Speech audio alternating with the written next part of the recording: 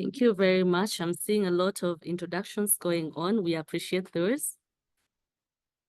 In a short moment, you shall be sure to hear from our first presenter. Perhaps in the meantime, I can be telling you a little about the vaccines program. Thank you. Thank you. Dr. Muturi is here. I'll tell you about the vaccines program later. Thank you very much for your patience.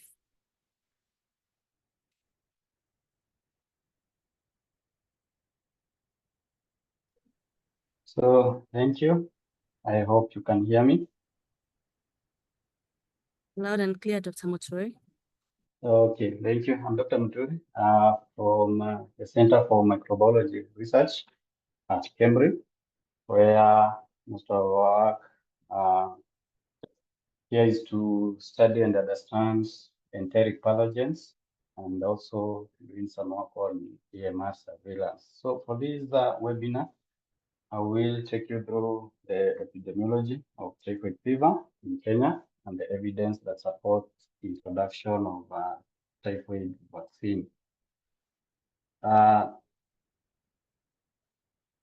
Typhoid fever, which is the symptomatic infection caused by S. typhi, remains a common infection and a public health concern in resource-poor settings. So when we talk of these, mostly we talk of sub-Saharan Africa and Asia, specifically Southeast Asia, as well as South Asia. And although we get more incidences when you look at the global map from South Asia and Southeast Asia, looking at sub-Saharan Africa, most of the incidences, or you have Eastern and Western Africa having most of the incidences of typhoid fever, and 9 million cases are reported each year globally. And out of these, 2 to 3% result in death even with antibiotic treatments. So bone marrow culture and blood culture remain the gold standard for diagnosis of typhoid fever, but the data we have mostly depend on blood culture, where the samples are collected from patients presenting with typical symptoms of typhoid fever. That is fever, most specifically stepwise fever, abdominal pain, diarrhea, anorexia, and so on and so forth. So from our from here, we pick samples, do incubate, isolate the bacteria, which is also followed by antimicrobial sensitivity testing, where we test a panel of antibiotics commonly used for treating salmonella infections. In some cases, we do whole genome sequencing just to help us understand the circulating genotypes and also the factors that facilitate the antimicrobial resistance. So when we talk of the panel of antibiotics, we do test a minimum of 14 antibiotics. We pick antibiotics from different classes. We have ampicillins, we have macrolides, aminoglycosides, quinolones, and fluoroquinolones. We have third generation cephalosporins, and so on and so forth, so that we're able to capture first-line antibiotics. Yeah, so we're also able to identify those pathogens that have generated or have developed resistance. So the most important thing for this webinar is try to look at maybe the burden of typhoid fever in Kenya based on the results that we have. And I will start by sharing some of the results from some of the studies that we have conducted. And the first graph here shows some numbers in percentages, but the most important thing I was trying to show from the recent data is that although we have most of the patients that present with those symptoms that relate to typhoid fever, they are below 5 years. Actually, the highest burden. So if you look at the age from 5 to around 15, and sometimes goes up to 17, these are the age groups that bear the highest burden of typhoid fever. Again, trying to look at some of these hotspots based on our recent data, which this was done last year by our team here at Cambridge. And we had a study in Mukuru these studies are still ongoing. We'll collect samples from patients in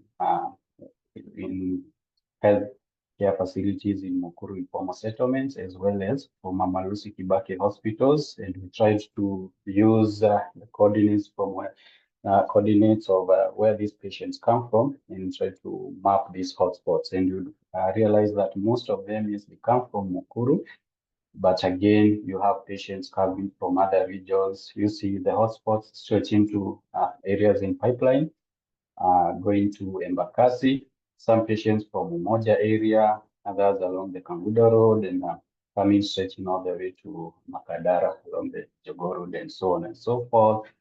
And also we see others coming from even from Rongai and so on and so forth. This is just data from Mukuru. It doesn't present data from studies in Kibera, because those are the areas where most of the typhoid studies are based.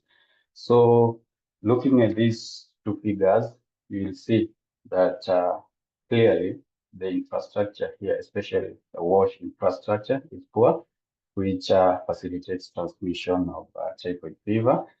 And the population in Kenya is the projection shows that by the year 2050, the population will be above the 70 million mark. And considering that the informal settlements, that's where most of the Nairobians live, especially those areas, because like if you look at the data, 10% of Nairobians live in informal settlements. That could be worrying, because they have the more the population, you see, they have the chances of having even epidemics of such diseases, considering the wash infrastructure that I've shown there. So again, we also did some work to identify asymptomatic carriers or those patients that continue to shed Salmonella typhi after treatment. And from the data, again, the year 2020 to 2024, we find, like here, we had a patient who was shedding this bacteria for up to 12 months after they were treated of the disease. So in this case, what I was trying to communicate here is that these endemic areas, we also have asymptomatic carriers. And as you know, typhoid is a human restricted pathogen. It doesn't have any other natural host. And therefore, like the cases of typhoid Mary, which I have highlighted here in red, these also make it to persist. And they are highly contagious, and they can spread these bacteria to the community, at the household level, and even at workplaces. Again, looking at the other factor, which is the antimicrobial resistance in typhoid fever. So again, this data generated recently, we see we still have worrying patterns where you see up to 46% of these patients infected by multi-drug resistant typhoid or Salmonella typhi. When I talk of MDR in S typhi, I mean one isolate being resistant to ampicillin, cotrimoxazole, and chlorpheniramine. The other worrying trend is looking at this data again, you see like 67% of the cases were infected by Salmonella typhi strains that were susceptible to ciprofloxacin. Now, when I talk of AMR, it's a great, and the projections. If the current trends continue, it's projected that by the year 2050, we'll be having nearly 10 million cases of deaths attributable to antimicrobial resistance. These will be more than the deaths caused by cancer and other diseases. So that is mostly about, I have presented mostly about the Mukuru, but we also have data from other regions. So looking at the first published paper here, molecular characterization of circulating S typhi in urban informal settlements. This was based on data collected from Kibera. You see 93.5% of isolates were genotypes 4.3.11 and 4.3.12. So what this means, so different geographical regions of the world have different lineages of S typhi causing endemic typhoid fever. And what causes typhoid fever in Eastern Africa or even in Kenya, it's called haplotype 58, which is associated with high levels of antimicrobial resistance. So another study, the dynamic incidence of typhoid fever over 10-year period in Kibera again, you see this study reported an overall incidence that was 95 cases per 100,000 person years of observation.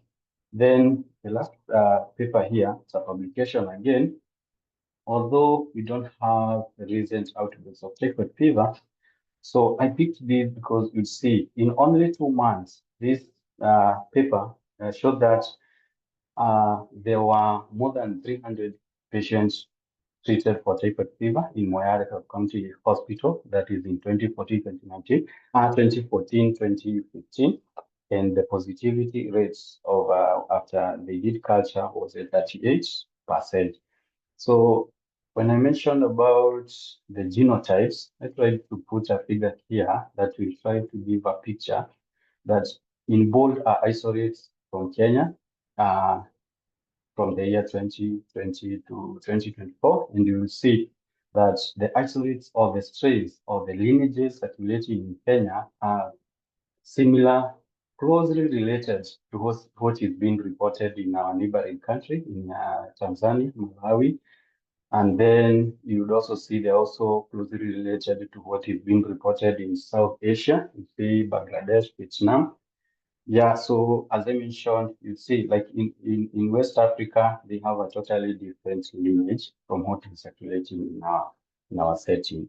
So as I get towards the end of my presentation, so there is a worrying trend that is due to growing spread of drug-resistant SIP, and these findings highlight the importance of measures to prevent transmission of these bacteria or these infections.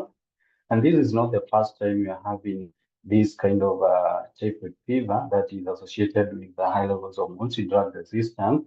This was also reported by our team back in the year 2010, where typhoid was associated again with the dominant MDR S type, which was also similar to what was widespread in Southeast Asia. So there is something else that came up, and there is a report from Pakistan where there was an outbreak in 2016 of extensively drug resistance typhoid fever. And these now, we were talking of MDR3 drugs. Now in this case, there are 5 drugs, different classes.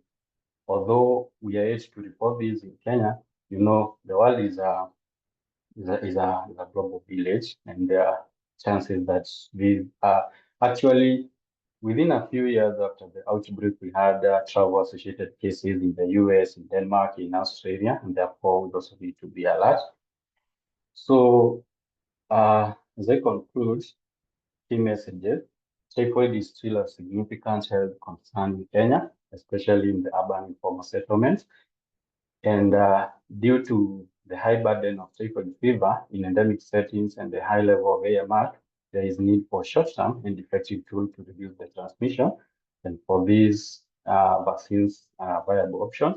However, in the medium and the long term, we need to improve the wash infrastructure and practices, and also provide the vaccines, which will help prevent and control typhoid as well as other enteric infections. Thank you very much. That's all for me. Thank you.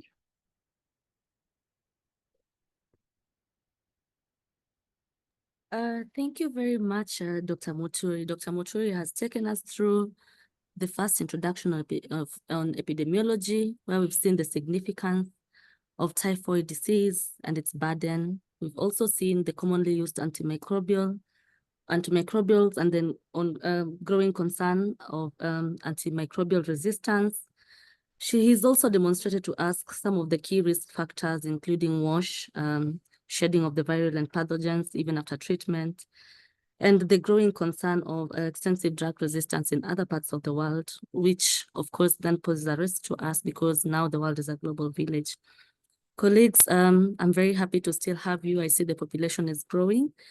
Dr. Muturi will be keeping tabs on the chat box and picking the relevant questions you've asked. Right about now, I would just like to ask Dr. Boston to come on board to present on WHO policy positions and the recommendations, and then we'll have a Q&A session at the very tail end after we have all the presentation. Perhaps that will give us an opportunity for us to have some of our questions answered in the subsequent presentations. So without further ado, Dr. Boston, feel free to take the stage. Thank you.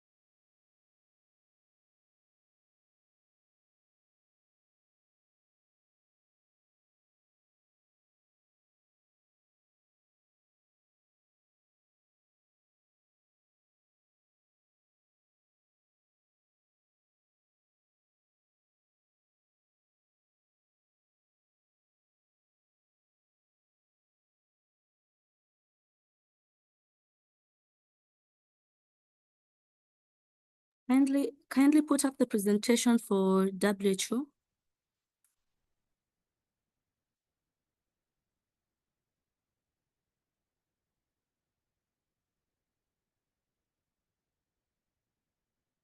So while they're swapping the presentation, the National Vaccines and Immunization Program works closely with various partners, including WHO, UNICEF, Clinton Health Access, PATH, JAPIGO, Living Goods, to mention but a few. And we are privileged to have a very strong partnership. And today we'll have Dr. Boston from WHO presenting to us on the policy recommendations. Dr. Boston is a highly seasoned colleague. He's championed a lot of vaccines and immunization work. He's also a published writer, and for us who are still in the academia world, we might be keen to look into his works, including a paper on NCDs in Malawi. So, Dr. Boston, are you ready? Yep. Can you hear me? I can hear you. In a moment, your presentation will be up. So kindly confirm if you're able to see my presentation. I can see it. Are you able to put it on slideshow? Yes, I've done that. So maybe it's the network. So I can start, right? You may start. Thank you very much, Dr. Boston. All right. Thank you, Doris, and thank you, colleagues. I think Dr. Peter has also done justice to epidemiology. So my name is Boston Zimba. I'm a public health specialist, also vaccinologist, working with the WHO country office here in Kenya. We work together with NVIP in pushing the immunization agenda forward. So this is a brief background regarding typhoid, but I think, as I said, Dr. Peter has already done justice to this. But important to note is that typhoid, humans are the only known reservoir for Salmonella typhi. This is very important. In terms of transmission, I think it has already been talked about, but highlights is that there's both short cycle and long cycle, and many a times we only pay attention to the short cycle with regards to contamination of food and water, but we rarely pay attention to the contamination of the environment. Now, the main purpose of my presentation is looking at the vaccines. So, for typhoid, there are three types of vaccines currently that are approved by WHO. So, we have typhoid conjugate vaccines, which in short we just call them TCV. But also, we do have other types of vaccines like unconjugated VI polysaccharide, live attenuated vaccine. If you look at the right hand there is a diagram of Salmonella typhi bacteria. So it's showing the structure of the bacteria, and in it you see, like my point of interest is if you look at whether it's that lead or pink, I don't know, but it's talking about VI capsule antigen. It's a very critical part of this bacteria in terms of, as far as vaccine development is concerned. And here is the larger diagram of that VI antigen lipopolysaccharide. Those of you in medical field, you understand that lipopolysaccharides, these are high sugar chains that we do have. So, as I said, having three types of typhoid vaccines, it depends now in terms of what they do with this structure of bacteria. So, the unconjugated and live attenuated typhoid vaccines have been there since 2008, and WHO has provided a number of recommendations regarding the use of these vaccines in an effort to control typhoid in both endemic and epidemic settings. One most important thing to note is that all these three types of typhoid vaccines actually have proved to have acceptable safety profile in all the population that they are indicated. Pardon me, Dr. So going Boston, deep, your slides are not yes, moving. Your slides are not moving, yes. but now we're there. Thank you. All right. So going deep into each type, I'm starting with typhoid conjugate vaccine. So there are two products. I know there are several now in the pipeline, but we have Tyba and then Pedatyphi. All these are licensed. Both of these typhoid consist of VI polysaccharide, the one that I show you, but usually it's conjugated or linked to tetanus toxoid vaccine. It's important. This conjugation actually it's very crucial because this is the reason why now we're talking about introducing this vaccine actually in our national immunization program, because it's that conjugation process that makes it possible that the vaccine can be used in a population less than 2 years.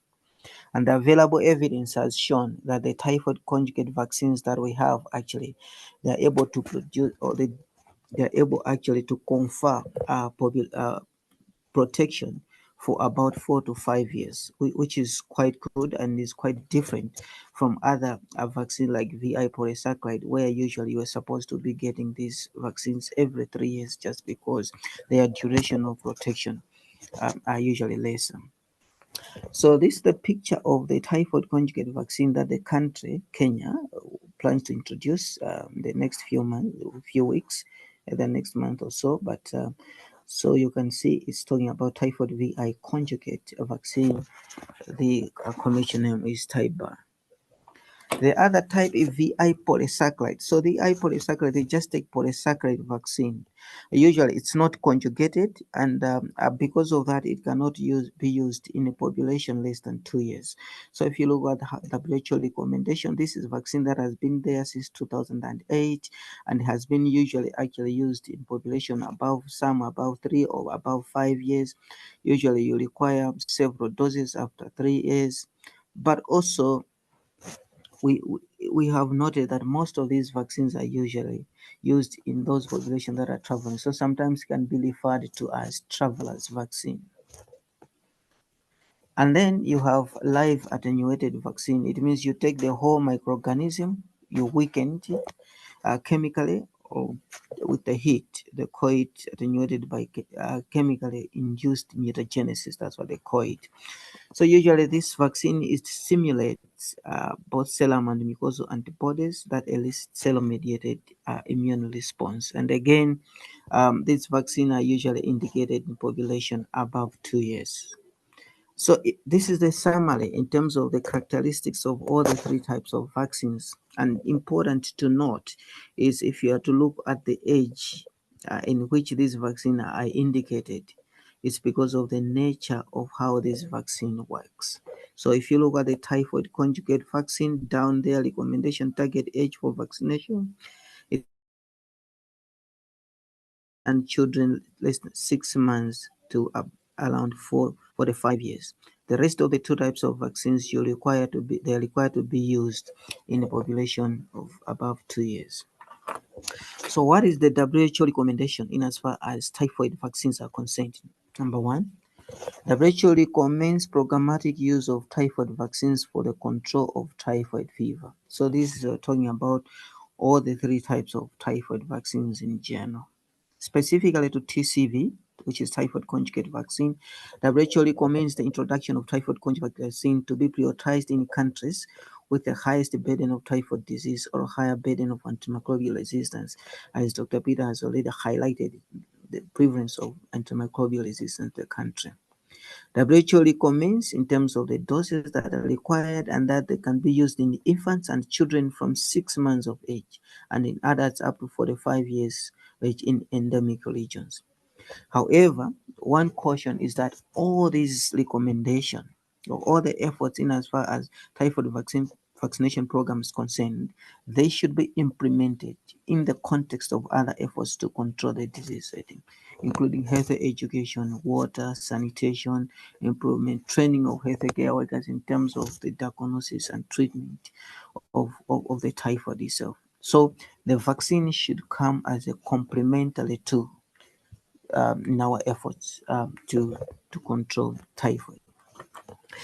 Just a brief terms of limitation or why the polysaccharide vaccine or the previous version of typhoid vaccine could not be used in children. So polysaccharide vaccines are T-cell dependent antibodies and they're purely immunogenic in young children. Generally, young children's population young children's immunity actually they have what we call immature B cells.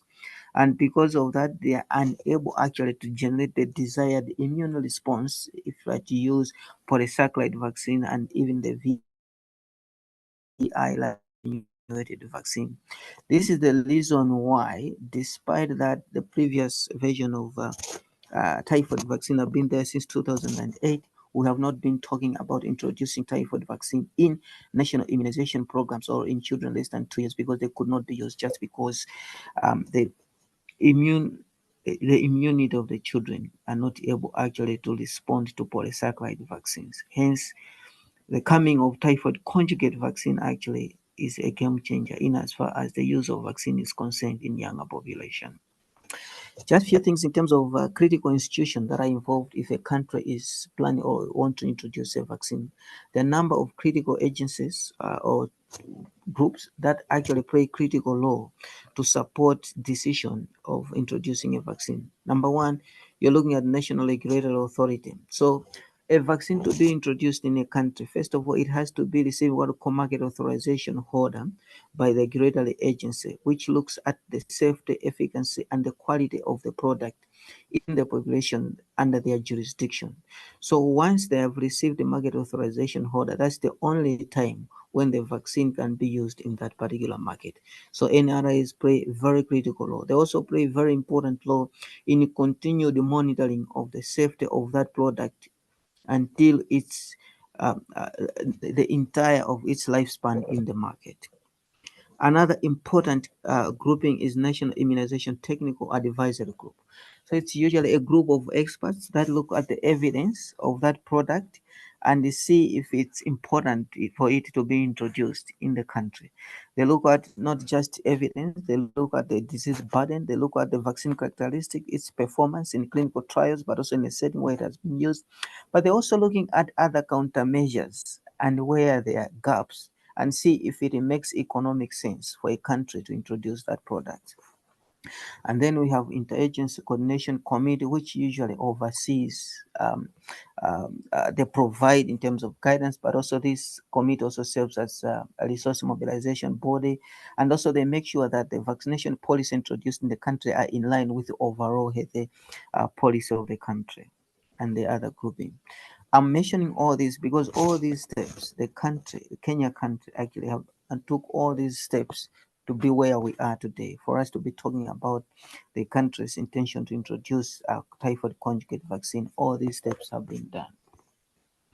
I mentioned about the areas that National Immunization Technical Advisory Group usually look at. So they don't just say there's a vaccine and then they jump on it. No, no, no. They look at so many factors, including other measures that are already in place, and they see if there's indeed a gap that we think a vaccine will come and supplement or complement the efforts that other measures are putting in place. And for your information, as I said, these are independent experts. Why? We want to have independent views so that you are able actually to provide proper guidance to government. They play very, very critical role. Other important bodies, I think the position paper that I mentioned is usually produced by Strategic Advisory Group of Experts on Immunization, which is a it's independent body convened by WHO that usually provides recommendation of the use of vaccine across the globe. And it means once that is done, there's now Regional Immunization Technical Advisory Group now that looks at those recommendations and then contextualize it to the region, for example, African region. Then once the regional recommendation, the NITAG now comes and contextualize the very same recommendation to see if it's making sense at country level. And then regulatory bodies that I mentioned, SRA, these are stringent regulatory authority. These are regulatory authorities actually that are able to perform all the 6 functions of the regulatory authority. Usually you have AMI, European Medicine Agency, US FDA, but also there are other regional bodies actually that helps group bringing countries together and provide integrated review of the dossier for a vaccine, like AVAREF, African Vaccine Regulatory Forum. And then you have national regulatory agency, NRAs. These are provide a very critical they provide a very critical role actually in as far as provision of market authorization holders or approval of the use of the vaccine is concerned. In terms of the safety monitoring, apart from the national efforts that the countries do put, actually there's also a global advisory committee on vaccine safety actually that usually reviews the data of the safety of the vaccine across the globe. And for your information, typhoid conjugate vaccine actually that we're introducing the country actually uh, they also were subjected to this committee, and actually there's a report for December 2023 report for typhoid conjugate vaccine safety actually, which we can also share for you to see that this vaccine have underwent all the rigorous processes that are required in both in all parameters, including quality, safety, as well as efficacy. So I think let me stop there. I'll be happy to take questions both in box but also online. Thank you very much. Back to you, Doris.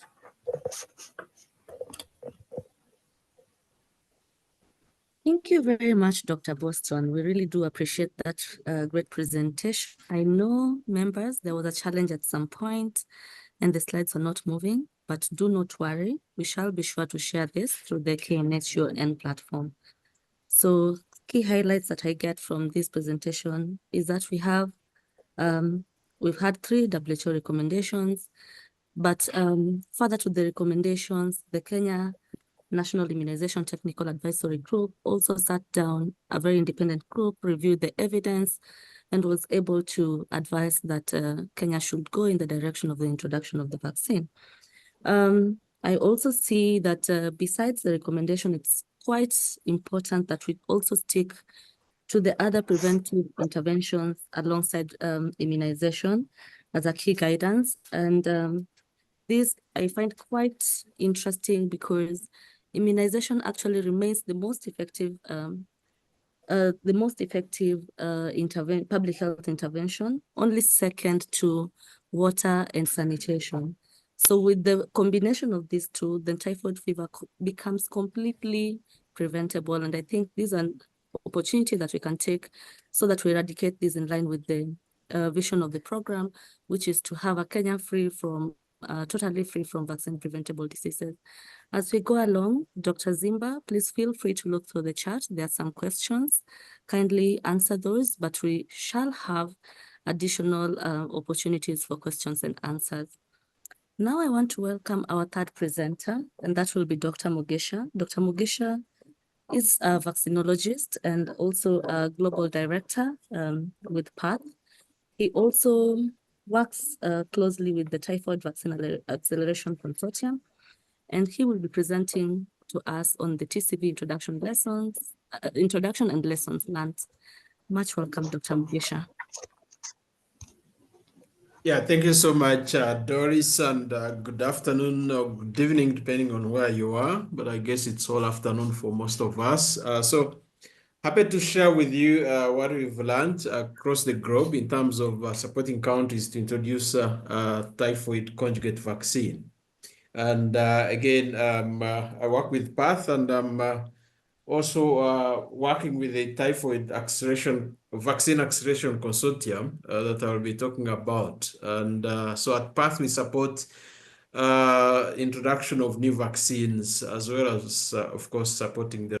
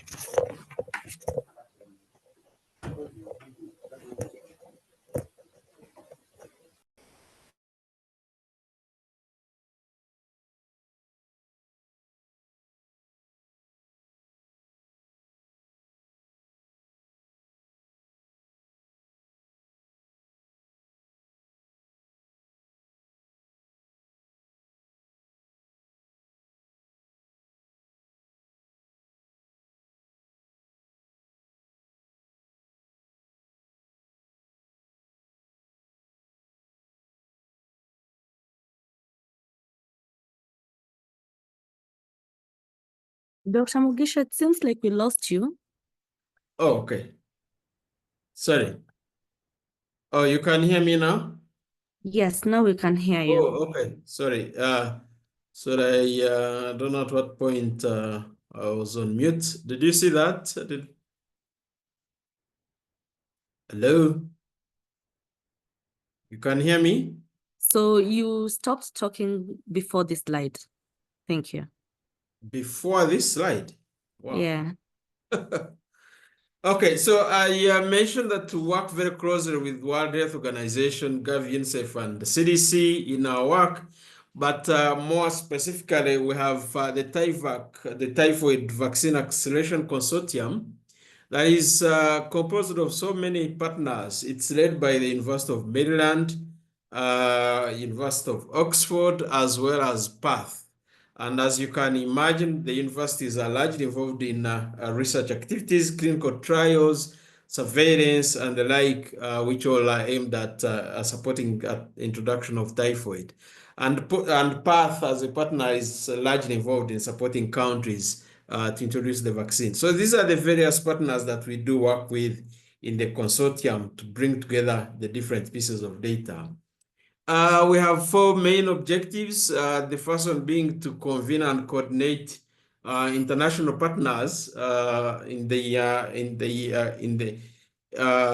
in typhoid, so that we can continuously raise the importance of prevention of typhoid due to the several reasons and factors that have been shared by the previous speakers. We also want to maintain the momentum and attention on typhoid. We want to generate evidence, as I mentioned, clinical evidence and all other important evidence that would be important for discussing with the policymakers. And then lastly, but more important, also to ensure sustainable TCV introduction across the globe. There are several ways that we support the countries in terms of the vaccine introduction. So right up front, we start with engaging and starting up discussions with the countries. So we provide resources that bring together the national stakeholders, the regional stakeholders, international sometimes stakeholders, to get together and begin talking about typhoid and then the need for TCVs.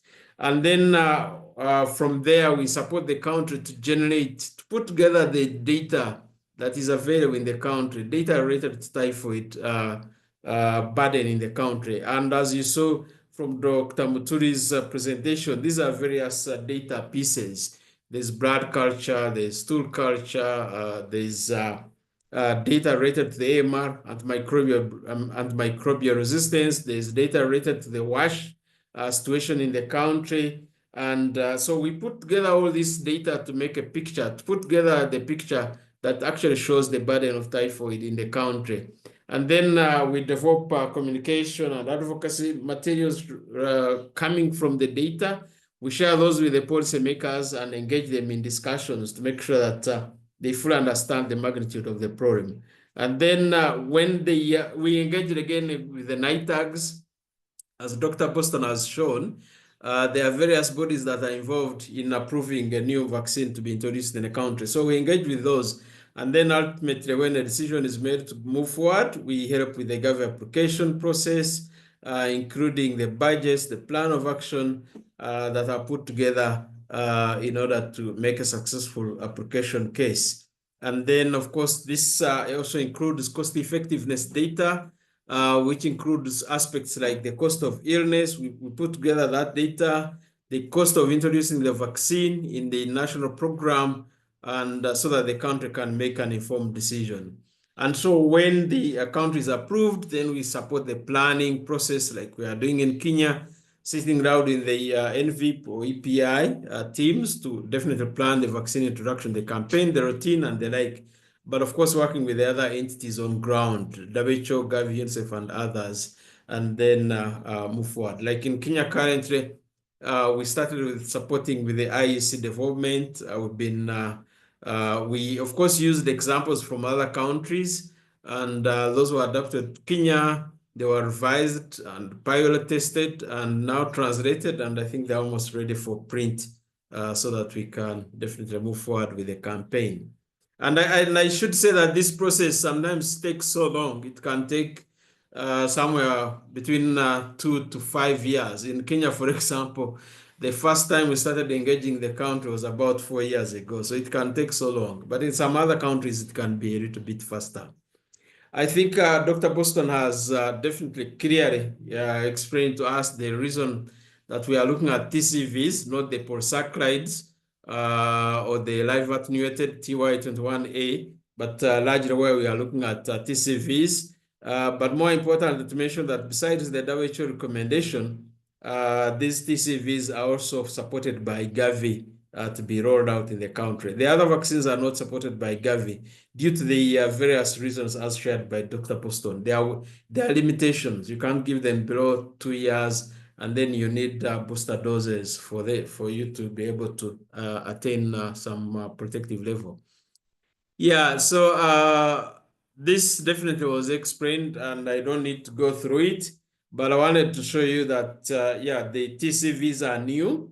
They have not been used for a very long time on the market. And so studies are ongoing to continuously measure their duration of protection. So far, the studies that have been done in Malawi show that they are protective for at least 4 years for now. But the tracking and monitoring is continuing, so they may be protecting for a very long time. And also important to say that they're very effective in terms of preventing typhoid compared to the others. And that's why they're actually the vaccines of choice.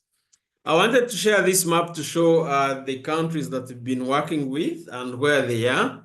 As you can see, the countries in red are the countries that have either introduced TCV already in their routines, in their routine immunization system, or they have been approved to introduce. So that those are the countries in red. If we start from the extreme end in Asia, you can see Bangladesh. Bangladesh was approved to introduce. They were supposed to introduce in May. They have extended it to September due to a few changes in the school calendar. Nepal introduced about 2 years ago. Pakistan was the very, very first country to introduce in 2018.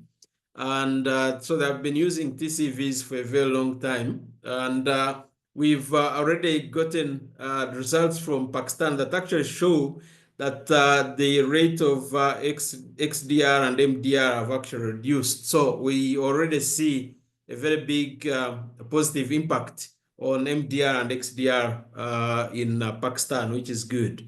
Coming to Africa, you can see Kenya, which is definitely planning to introduce soon in May.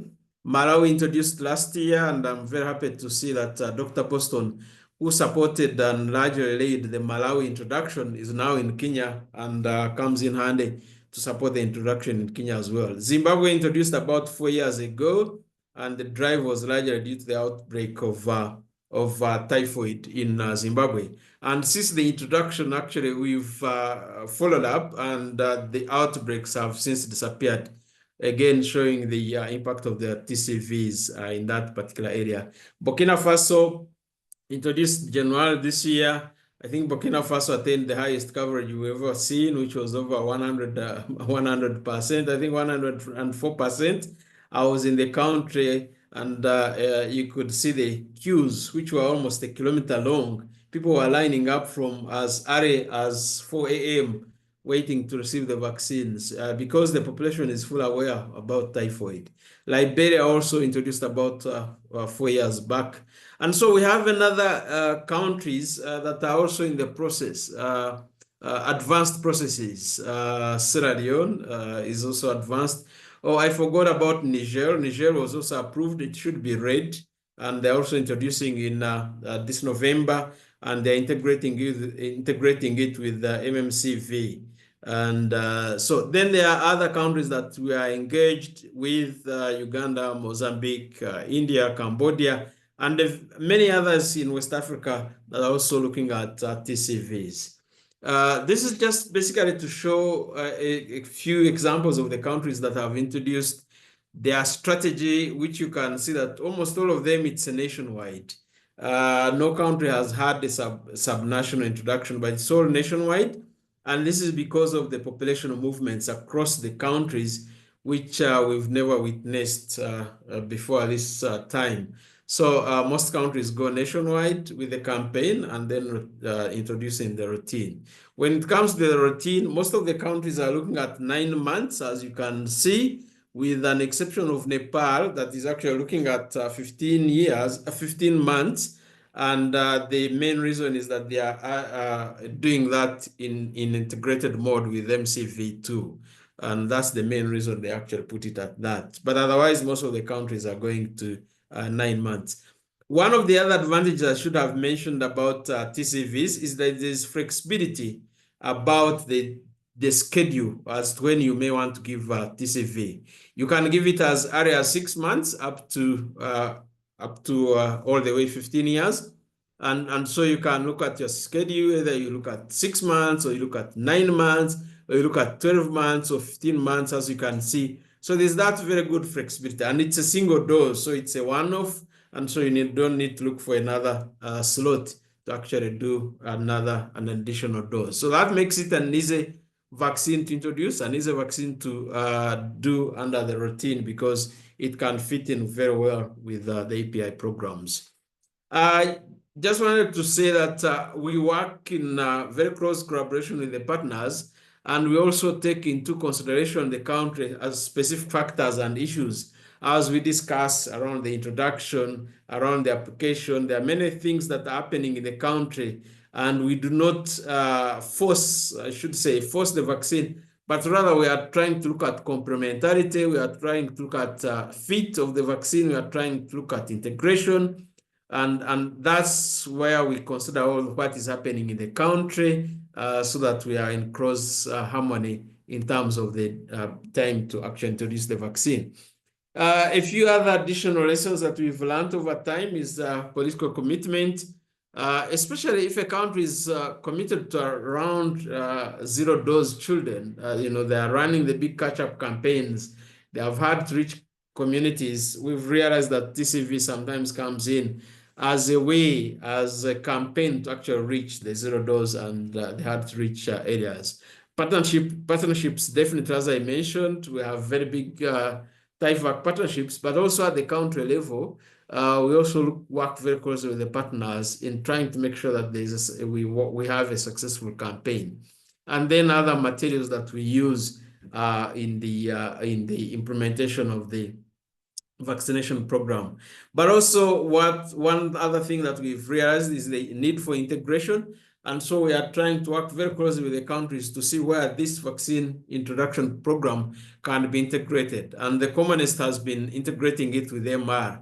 But now we are also now beginning to see integration with the MMCV, which is also a very good thing. So we are looking at not a standalone vaccine campaign, but also an integrated campaign to make sure that we harness the advantages that come from that. But important to say that early planning is very critical as we work on these vaccines. Lastly, I just want to show you that there have been very good trials, clinical trials that have been done in different countries, Nepal, Malawi, our neighbor, and Bangladesh, that have actually done clinical trials on the TCVs and specifically the type bar that will be introduced in Kenya. These are randomized clinical trials that have involved different numbers of children that have been in the trials, and they have used comparator vaccines so that there's instead of a placebo, so that there's gain from other vaccines. But important to mention here that the efficacy that we've seen across the board has been from 79 to 85% across the countries, and we've seen a very good safety record for these vaccines. So I will stop here and happy to answer any other additional questions. Thank you so much. Thank you very much, Dr. Mugisha. We do appreciate the presentation. So there's been a sequence. We started from learning about the epidemiology of typhoid fever. We have since moved and understood the WHO recommendation. And Dr. Emmanuel Mugisha has come in and tied well with lessons learned from other countries. And I particularly would like to pick on the fact that in countries that had previously introduced, we are seeing a reduction in the burden of typhoid fever, as well as a reduction in the antimicrobial resistance. And that is a win that Kenya should also tap into. So colleagues, just about the last presentation, I would like to welcome Dr. Wesley Mugambi. In the meantime, keep sending in your questions. Our panelists are already answering some of the questions, and we'll still have another forum to extensively look into the questions. Dr. Wesley Mugambi, please feel free to take the stage. Yeah, thank you, Doris. I think the organizer, maybe you can share my presentation on the screen.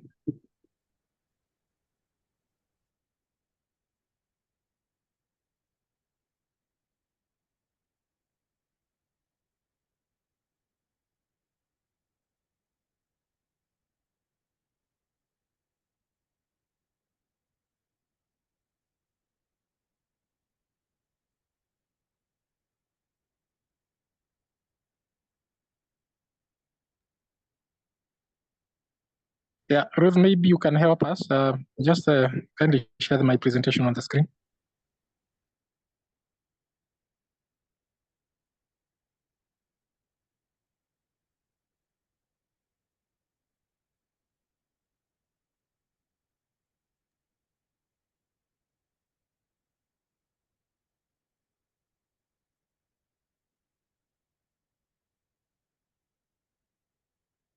Yeah, I can put it in presenter view.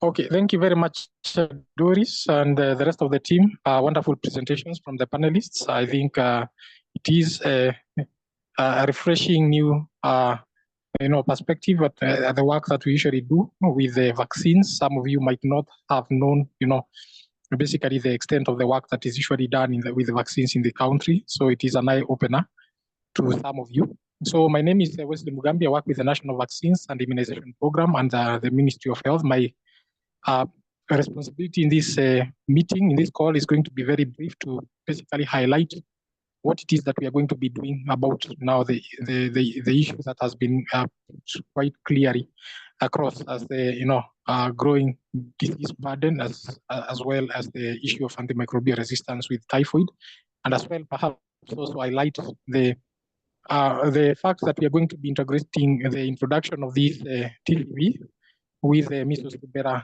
campaign this year. And so we can go to the next slide.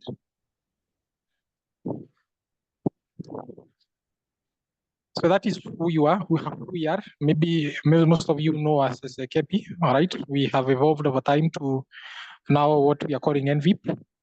In between, we used to be called the Division of Vaccines and Immunization. We started our work in the country in the 1980s with a portfolio of around 6 vaccines. We have since grown to around 12 vaccines. Cumulatively, they are protective against 20 vaccine-preventable diseases. Next slide, please.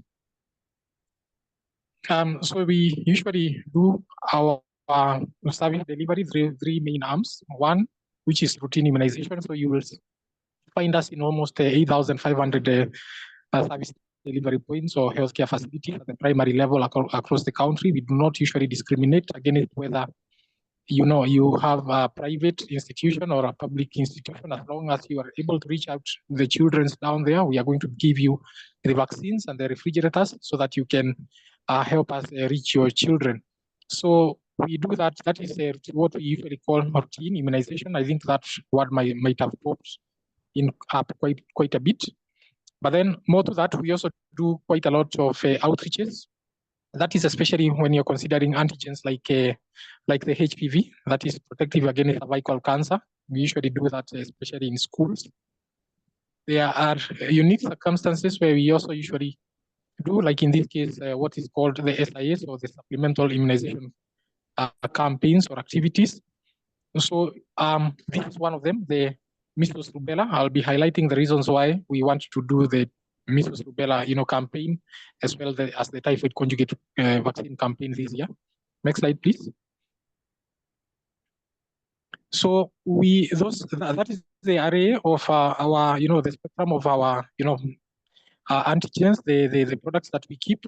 I mentioned 12. I think that is basically minus the COVID-19 vaccines. So we start with vaccination all the way from birth, and then we go all the way to 14 years. Actually, not 14 years, because we also have one vaccine that is usually given to pregnant women, that is TD. So what is important for this, for purposes of us here, is that I'll take the opportunity to say that this year we are also going to be introducing a second dose of the IPV. All right. So originally, we have been giving the first dose at 14 weeks, but because of the burden that we have with polio and the challenges that we have with the outbreaks, we are going to be introducing a second dose of the inactivated polio vaccine that is usually given by injection at 9 months. And then formally, we're also going to be introducing, a typhoid conjugate vaccine that is going to be given in our routine immunization at 9 months, okay? But for purposes of the SIA, the target population is going to be 9 months all the way to, under 15 or 14 years, if you like. So next slide, please. That is the average coverage of our antigens. For those of you who might be interested with the details of, vaccinology in the country, that is our country-specific data, the latest data that we have from 2024. So average performance, our target is usually 90 for most of the antigens. You realize that for things like, for antigens like Measles Rubella, we usually have a higher target, like 95%, but we have not been able to reach that target for, many reasons. Some of them related to supply issues, some of them are related to demand issues. Perhaps in another forum, we can discuss about this further. But quite impressively, I think at 80, we are still, trying as much as we can as a country to make sure that, as many eligible, people are vaccinated as possible. Go to the next slide. So let me take this opportunity to highlight some few things about Measles Rubella. I think most of the presenters have done justice to the typhoid, the issue of typhoid. But remember, I think, the topic of our discussion today was supposed to be the Measles Rubella Typhoid Conjugate Vaccine SIA in the country. that is supposed to be scheduled for sometime this year. We are hoping that it is going to be done within the month of June. So measles rubella is one of the most infectious diseases, yet it is vaccine preventable. You can go to the next slide. I'll highlight these points, I think, in the next slide. So that is the burden of disease that we have. That is as far as the reported cases of measles, cumulative data from the years 2019 all the way to 2024. As you can see, possibly we had a hiatus at around 2021, 2022. But then again, we also we have been experiencing an increase in the number of cases as well as the number of outbreaks. So right now, if I may, the country is almost in the red, 50% in the red as far as the issue of outbreaks is concerned. We have a tool that is usually called the measles risk assessment tool that is usually that usually tests, that usually shows, the hotspots for the areas in the country that are likely to experience outbreaks. So what has happened is that in the over the past few years or so, we have had more and more numbers of these counties which have turned red. So it could be possible that if we don't do this SIA, we might be having a situation where you have a national outbreak of measles. So go to the next slide. Some small, points about basically the issues to do with the, immunity of measles.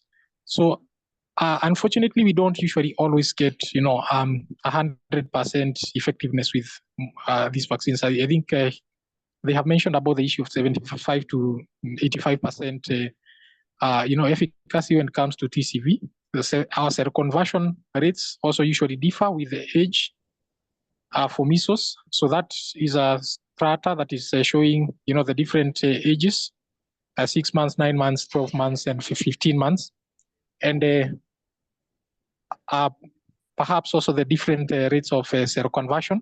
So what is important for us is that we usually give our first dose of measles rubella at 9 months, and then the second dose is usually given at 18 months. So we have an immunity gap of around 15% with the first vaccine that is usually given at 9 months. So that is why we have been giving the second dose. That is a second opportunity for those who fail to seroconvert.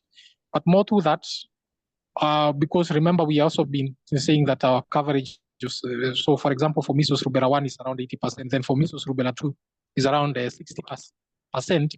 We have a huge immunity gap where maybe even the second dose cannot, fully, address.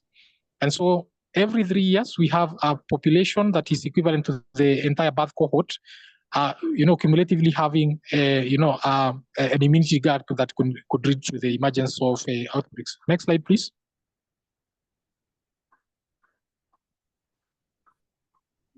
That is how measles looks like. I think most of you might be familiar with that phase. Basically, the constitutional symptoms are usually more or less the same as what you commonly, see in most of these other, infectious diseases: fever, the generalized rash, cough, runny nose, conjunctivitis. But more to that, measles is a serious disease which can lead to fatal complications. The most important are usually the 3 highlighted there: diarrhea, pneumonia, encephalitis. But then children can also, suffer from permanent disabilities, including things like brain damage, blindness, and deafness. So measles is one of the main causes of deaths among vaccine preventable illnesses. Next slide, please. That is an illustration of our average, performance when it comes to measles rubella vaccination. We have, so basically what this means is, for you who might not have seen these kind of charts before, is that, the greener the chart, the better it is for the country. So basically, you're talking about maybe, a coverage of more than 80%. But now the story is that when you look at what has been happening over the years, is that perhaps, especially with the second dose of measles, the country has basically been looking red. Red is, basically be below 50%, average coverage. And so that map is also showing you the outbreaks, all right, in different parts of the country. Now, what you realize is that over time there has been a growing number of the black spots, all right, which is indicative that the country has been, cumulatively suffering more and more and more, outbreaks or reported cases of, measles, which is, a red flag for, because it can, it is showing that, we are, if we don't take care of this, then we might end up with a situation where we end up with a national outbreak. Next slide, please. And so we are going to be doing the measles rubella SIA this year, and I think we have been able to do justice to the points as to why perhaps that is going to be viable. So one thing is that now we know measles highly infectious. To combat measles effectively, you need a coverage of at least 95%. Measles is also usually, deadly if you don't have supportive care, and there is no treatment, guaranteed treatment per se. So Kenya accumulates children who are immune against measles, equivalent to a birth cohort in every 3 years. I have highlighted the issue of seroconversion, the 85%, the 15% difference amongst children who have also been vaccinated. Now, what I might have failed to mention is that in the previous chart, the reason why we had, a slump in a decline in the number of cases is because we did two subnational campaigns, one in 2021, one in 2022.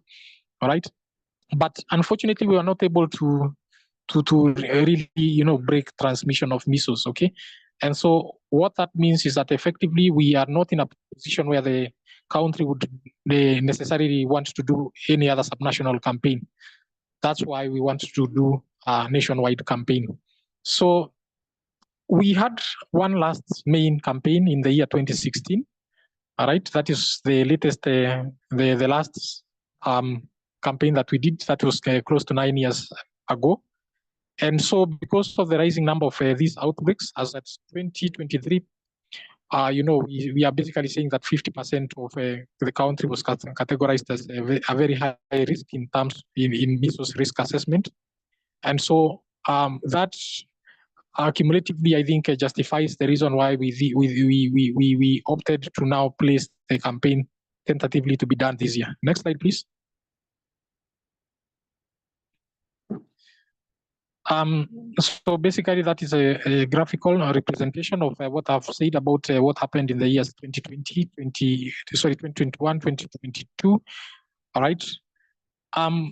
So you can see quite clearly, I think, maybe just in the previous slides, I think I would have placed some black arrows, but where you have the 2020, if you're keen where you have the 2021, 2022, that is where we recorded, the decline in the number of the cases, all right? But since then, you can see as at 2024, we have a huge number of both lab confirmed, EPI linked, as well as suspected cases of measles. Next slide, please. That is a line graph that is showing the age-specific incidence rate for measles in the country. So blue, dark blue, and 1 year. Then the next one is 1 to 4 years. Next is 5 to 15, and finally you have 15. So you are more than 15 years. So you are able to see that the biggest burden of disease is largely amongst children who are under 5 years. Next slide.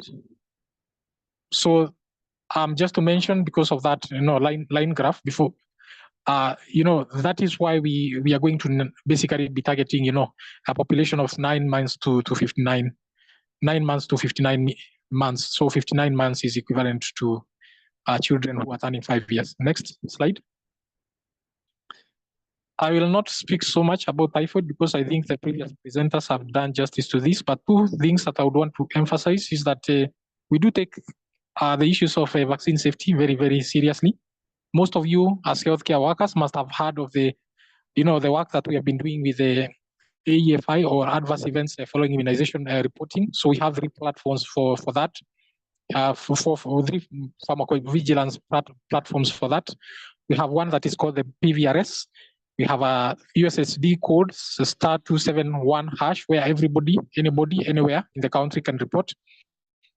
And we also have the manual, for forms that you can basically hand over through the, the existing, healthcare system structure. That is basically you can give, like the people who are the nurses, you can give the pharmacist, and then they can scale it up, give, hand it over to the national government, through the sub counties and the county administration. So, the safety of typhoid conjugate vaccine. This is basically data that is this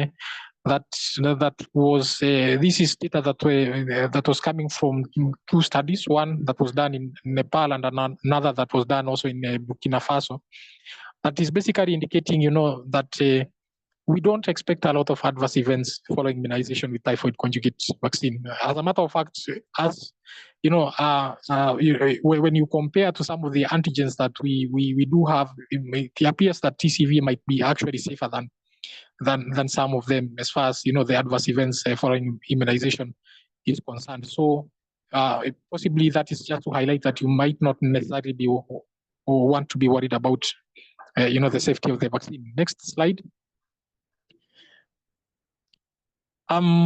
I think I would just want to make one point, okay, about the issue of the public health, security risk proposed by, the growing issue of antimicrobial resistance. When you look at this chart, perhaps at some point we are going to be sharing that, you will realize that there's all these major classes of antibiotics that we have been using, for management of typhoid are now almost becoming showing up with some degree of resistance. I think what is standard in most of your cases is that you will want to rely on fluoroquinolones, which started demonstrating, resistance in the 1970s, in the 1990s. Sorry, all right.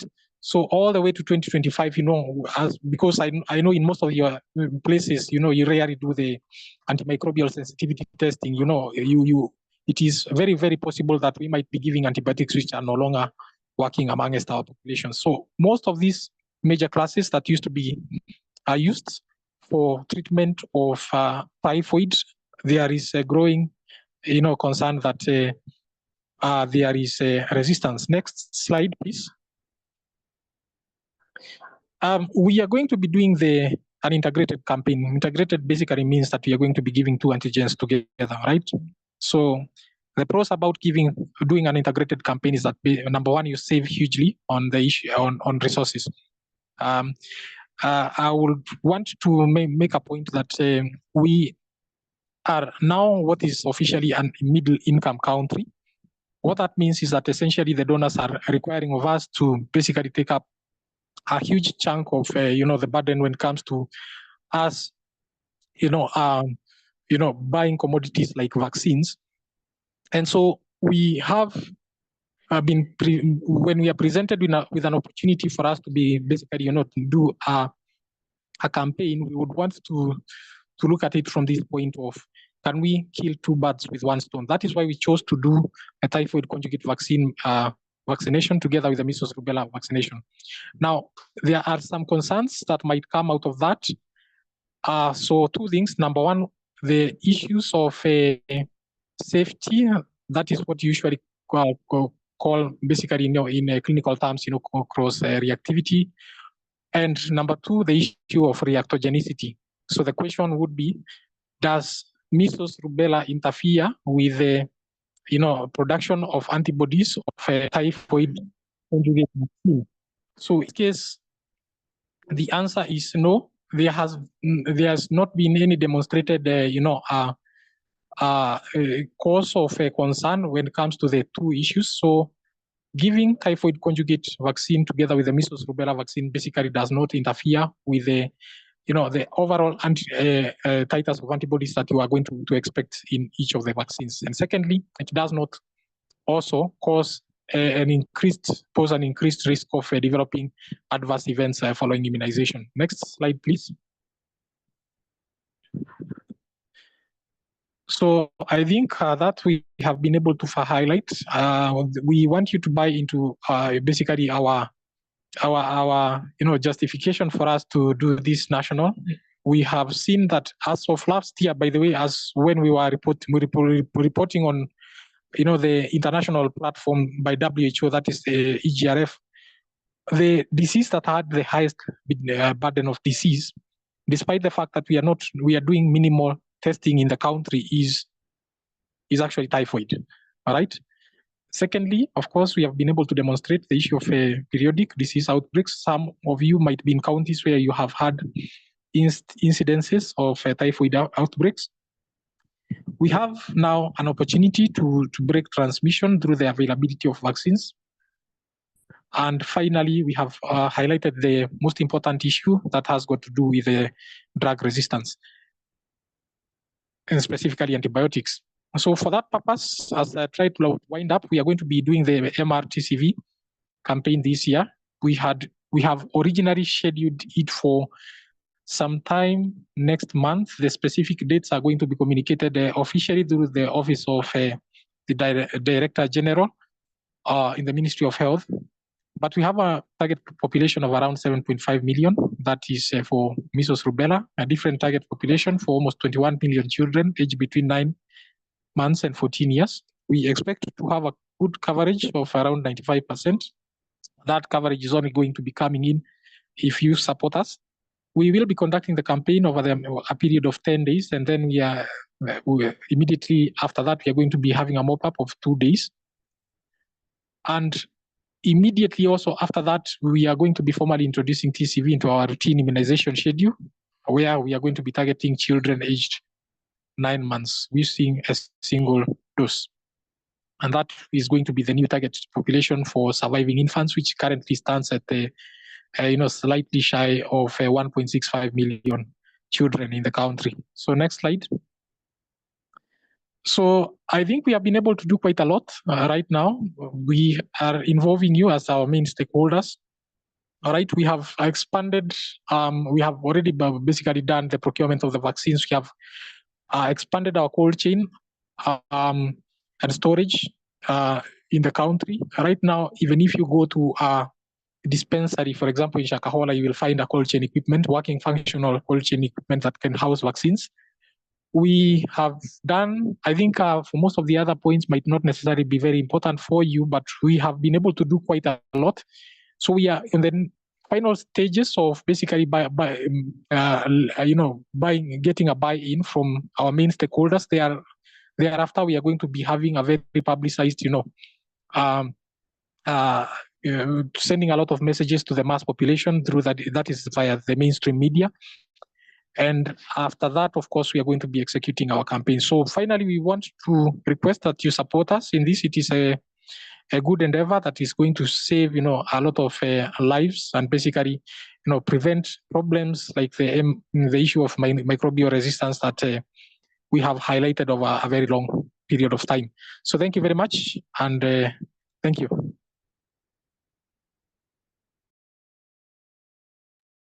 Thank you very much, Dr. Mugambi. And thank you very much, colleagues, for sticking with us thus far. I see that the membership is still quite impressive, something that we do not take for granted. So we have made full circle. We have now come to where we've seen the programmatic side to the implementation of these integrated campaigns. And Dr. Wesley Mugambi has demonstrated the evolution of the expanded program on immunization since 1980, where we just had 6 antigens. To date, 2025, where we now have over 12 antigens protecting against over 20 vaccine-preventable diseases, including cancers like cervical cancer and cancer of the cervical cancer, sorry.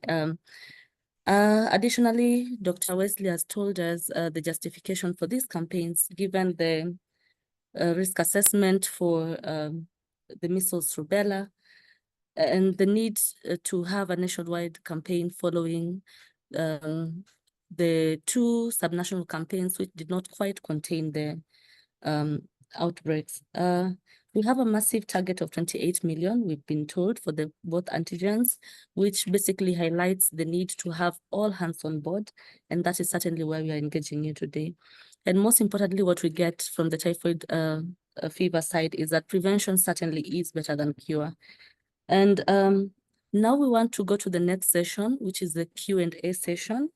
And I'll be assigning the questions to our panelists. Some have been adequately answered within the chat boxes for those who had answered, but for the benefit of every participant, there's a question which will go to Dr. Mugisha on the need, why we need to introduce the TCV nationally, despite only having incidence and prevalence data being limited to specific surveillance sites.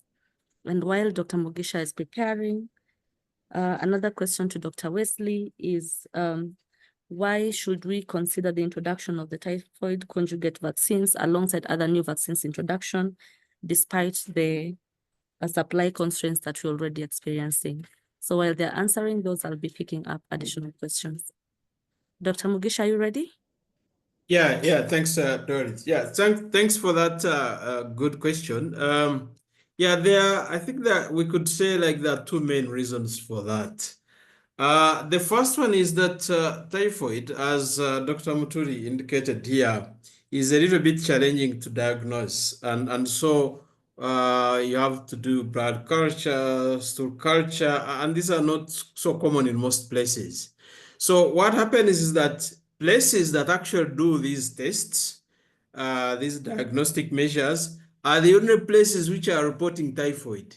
So the others which are actually not able to do the test then and they are not reporting. So then my question back to you is that if we are not doing this diagnostics, so does it mean that we don't have the disease there? No, it's actually there. And we've seen this through in some countries where surveillance has actually been done quite well, where they have sentinel sites. And we've realized that almost everywhere you go, you actually will find typhoid. So in other words, if you go in, you'll see it. If you don't, you'll not see it. And if you don't see it, it doesn't mean it's not there. So that's what we've seen in most of the countries. So there's a clear understanding that yes, there's widespread typhoid, but it's just that the diagnostics are actually very limited. And that's why we have typhoid in some of the places and not some of the places. It's just because of that. The second issue is because of the population movements. So we have a lot of population movements across countries, more than before, sorry. And so vaccinating one part of the country and leaving the other does not help that much. When you have people moving from all places and mixing up, people come from all over, come to Nairobi and go back and stay in Nairobi or Kisumu and other places, and they go back. So there's these population movements that happen. I can give you an example of where we introduced the vaccine the very first time, Pakistan. They, at that time, because the vaccines were limited, so they decided that we'll only do introduction of the vaccines in the urban places. And that's where you can imagine, that's where the diagnostics were. And so they thought, yes, that's where the disease is actually concentrated. So they actually vaccinated only in the cities and left the rural areas. And then at one point, they were hit by a flood. I think it's about 2 years ago. So the people from the rural areas moved to the towns and they actually saw an outbreak of typhoid. And so they had now to revaccinate everyone, whether you had been previously vaccinated or not. They had to repeat everything. So, and that really clearly showed that the movements are quite high and you cannot restrict people. So this is the reason that we do a campaign nationwide rather than selecting certain regions, because we don't have the data, enough data for every place, and then because we have high population movements across the countries. Thank you. Thank you very much, Dr. Emmanuel. Wesley, are you ready? There's a question on supply constraints and the efficiency of adding additional vaccines into the routine schedule.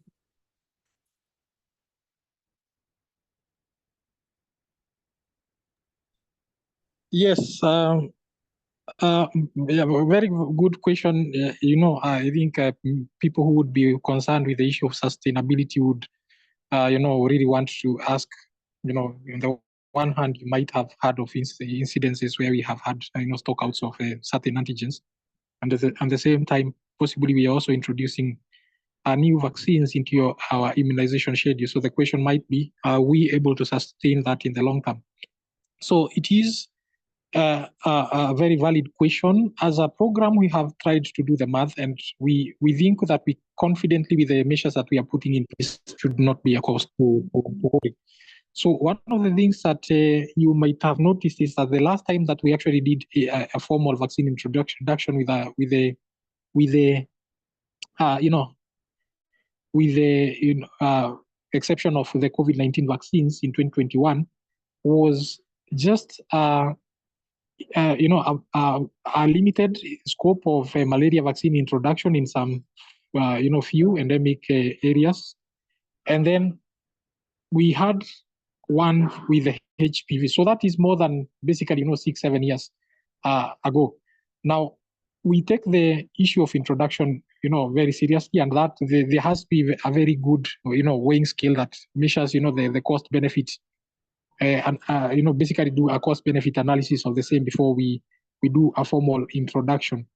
So when you take into consideration the fact that, number one, we are not just going to be preventing the emergence of typhoid disease, but we are also looking at the bigger picture of preventing issues to do with AMR, I think we are justified to look at the introduction of TCV at this time and point as a very good investment for the country.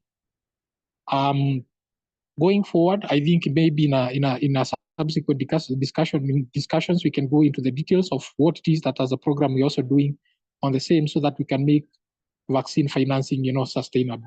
But that maybe might come up in a different forum. Thank you. Thank you very much, Dr. Wesley. That is amply answered.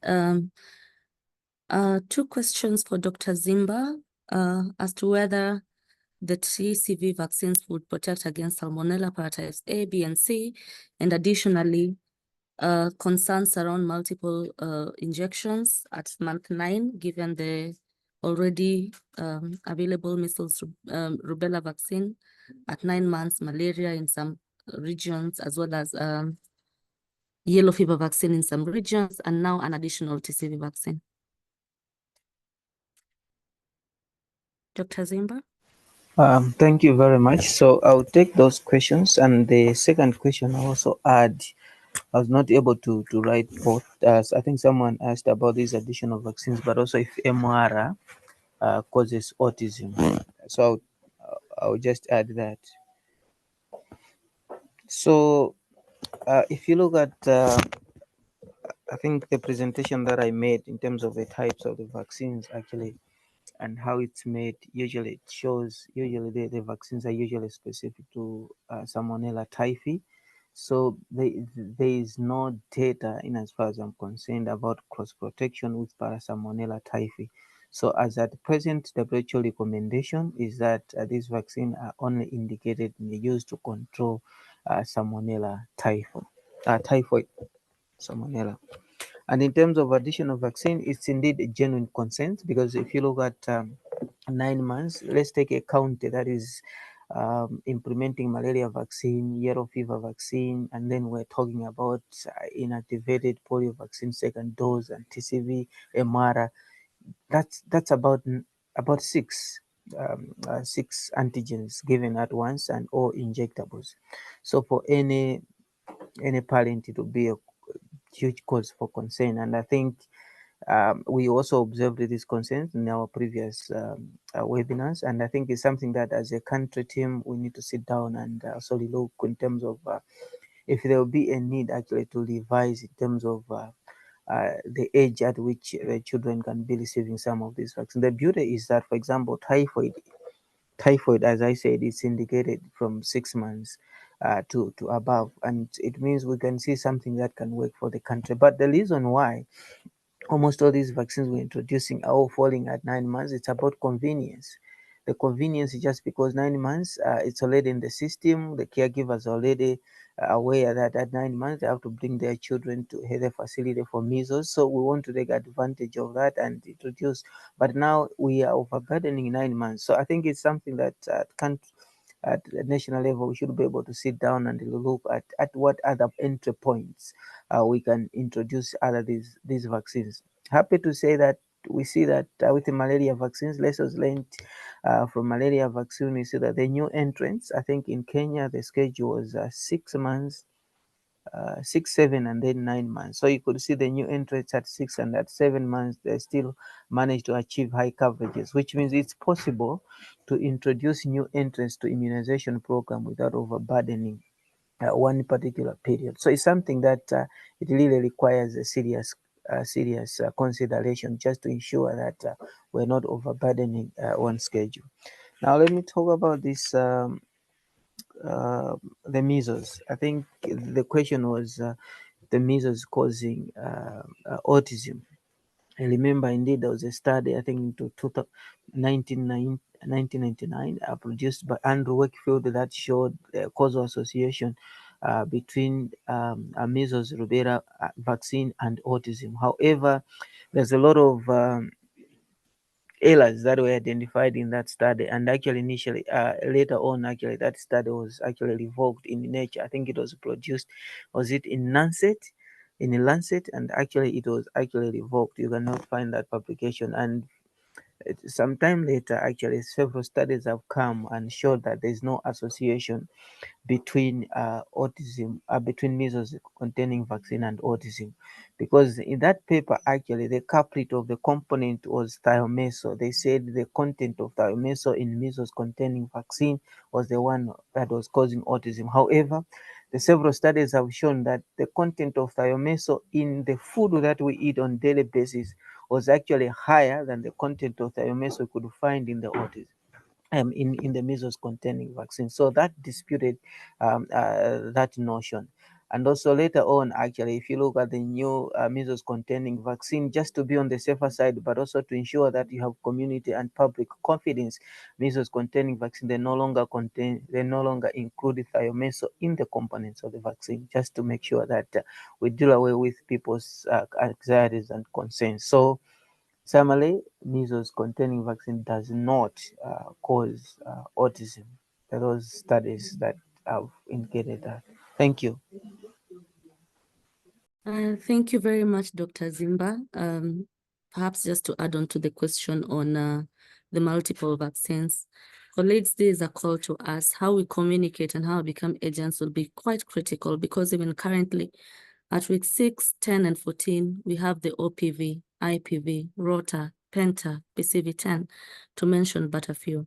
So we still do stand as critical agents, even as other considerations are being made programmatically. Otherwise, colleagues, I'm looking at the time. We're already 17 minutes past the stipulated time, and we may need to end at that.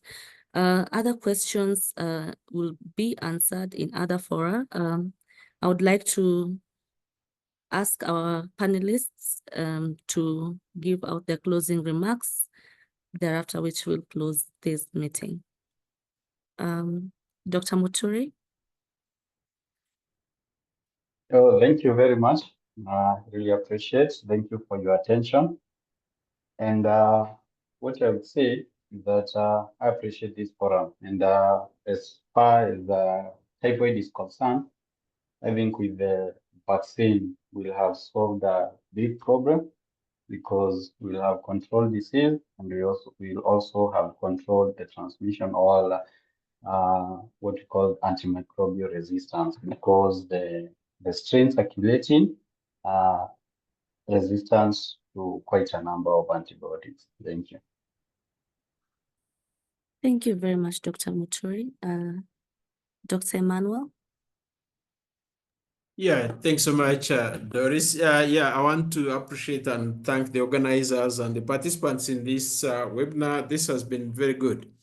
And all that we ask of you as health workers is to be ambassadors, is to be the spokesperson, is to be the source of right information about these vaccines. As you can see, the many questions that you're asking, the community is asking more than that. And so we really urge you to respond to the questions. And if it's not clear, reach out to us and we can help in responding. But I want you to spread the gospel around the TCV vaccines as well as other vaccines so that we can reduce the hesitancy that normally surrounds new vaccine introduction in every country. Thank you so much. Thank you very much, Dr. Zimba. Thank you very much. I think for me, Lila, is to appreciate the organizers and also participants. I think we've been here for over 1.5 hours and have been engaging very important questions that come out, very practical. And I think the purpose of this engagement is to share those kind of concerns, worries, and issues so that together we can be able to address them. And as Dr. Mugisha has said, please, we would want you to be ambassadors of true accurate information. If you know that you do not have accurate information, you can check with us, check with MVP, because the caregivers, the community, they listen to you. They may not be able to access it directly, but you can engage with them. So we really rely on you so that together we can be able to reach our objective of reaching 95% of our target population with this MRTCV campaign. Thank you. And thank you, moderator, also for being a very good moderator. Thank you very much, Dr. Zimba. Lastly, Dr. Wesley.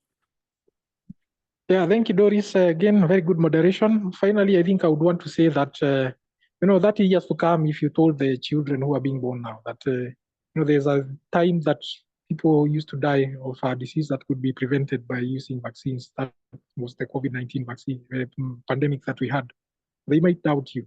The success of our work is usually, fortunately or unfortunately, depending on how you look at it, measured by the absence of a disease. So we are successful if you don't see some of these conditions around. And so what happens is that people might actually really doubt whether you are doing anything at all. So having said that, you realize that we have a golden opportunity to make some of these, interventions that we are bringing to your work. And it is only people who are able to understand, you have a very good understanding about the issues of vaccines that are going to help, basically not just buy in, but also help us spread the word that vaccines do save lives. So we are counting on you, healthcare workers, to be our ambassadors out there, not just in the case of routine immunization, but even when we are going to be doing these SIAs. Kindly support us. They are meant for the good of all of us. Thank you very much. Thank you very much to our esteemed speakers and to all the participants for being part of this very important conversation. The engagements contribute to stronger immunization outcomes for our communities. As I conclude, I just would like to invite us all to follow the National Vaccines and Immunization Program social media handles. We are available on all social media platforms, Facebook, LinkedIn, we're on Instagram, we're on WhatsApp, we're even on TikTok. And every question, every concern that you have can be and will be attended to on those platforms. So as I conclude, I just want to reiterate what the other speakers have said. All of us are agents. We are the speakers. We are the face of the Kenyans. We are representative of them. And what we tell the communities, it will they'll stick with, because according to several surveys, healthcare workers are actually the most trusted as far as health information is concerned. So as I conclude, I just want to thank you for sticking this far. And even for those who dropped off, I would like to say a good afternoon. May God bless Kenya and may God bless you. Thank you.